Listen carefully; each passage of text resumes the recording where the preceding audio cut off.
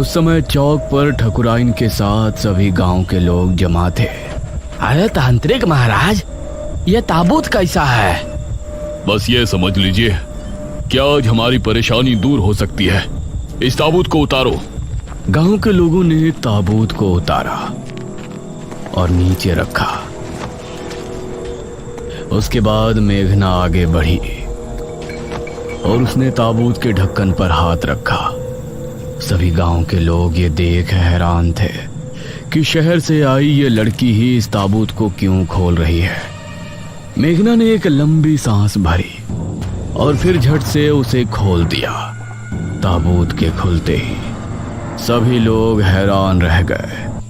उसके अंदर अभी भी महाराज का कंकाल था, जिसके गले में कीमती मालाएं और शाही लॉकेट डला हुआ था।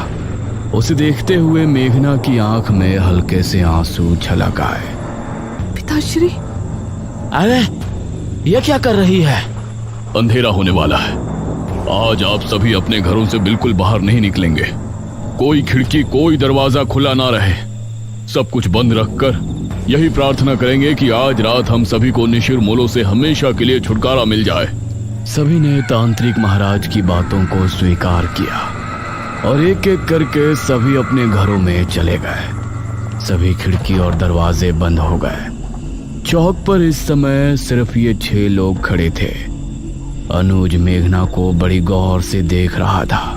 तांत्रिक महाराज, लेकिन निशिर-मोलो पिताजी के शव को लेकर कहाँ जाएंगे? ये तो हमें भी नहीं पता पुत्री। अगर तुमको ये करने में दुख हो रहा है तो तुम यहाँ से जा सकती हो। हम लोग जिस तरह से 400 साल पहले जी रहे थे, फिर से वैसे ही जी लेंगे। नहीं, हमने उस जन्म में भी अपनी प्रजा की सोची थी। इस जन्म में भी हम आप सभी को निशिर-मोलो से आजाद करवा कर ही दम लेंगे। उस समय सभी को मेघना में राजकुमारी मेघालय की झलक नजर आ रही थी। धीरे धीरे रात के 9 बज गए और गांव में निशिर-मोलो की आवाज गूंजने लगी।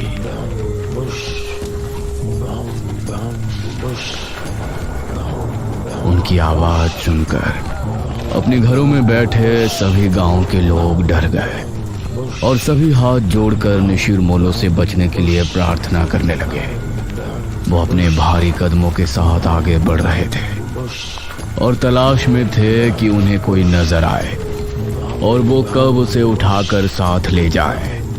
मेघना कुएं के पास खड़ी थी। अब मुखिया और बाकी सभी कोठी के अंदर बैठे मेघना को देख रहे थे। तांत्रिक महाराज, निशिर-मोलो मेघना को साथ तो नहीं ले जाएंगे ना? नहीं बेटा, ऐसा मत बोलो।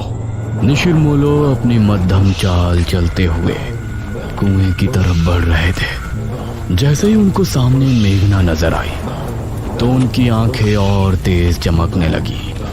उन्होंने रुककर मेघना को देखा और फिर ताबूत खुलने लगा। उसके अंदर से सुनहरी रोशनी निकलने लगी और मेघना उसकी तरफ खींचने लगी। नहीं, हमें मत ले जाइए। निशिर-मोलो की आंखें गुस्से से और लाल हो गई थी और मेघना ताबूत की तरफ खींची जा रही थी।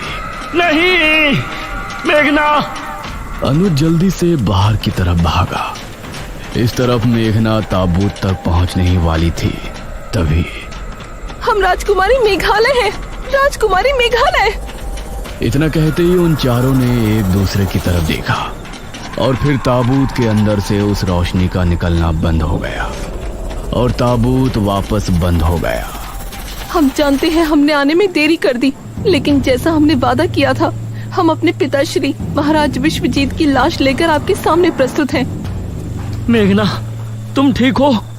इस समय निशिर-मोलो ने अनुज पर ध्यान नहीं दिया और वो सभी एक साथ बोले, कहाँ है वो दुष्ट राजा विश्वजीत?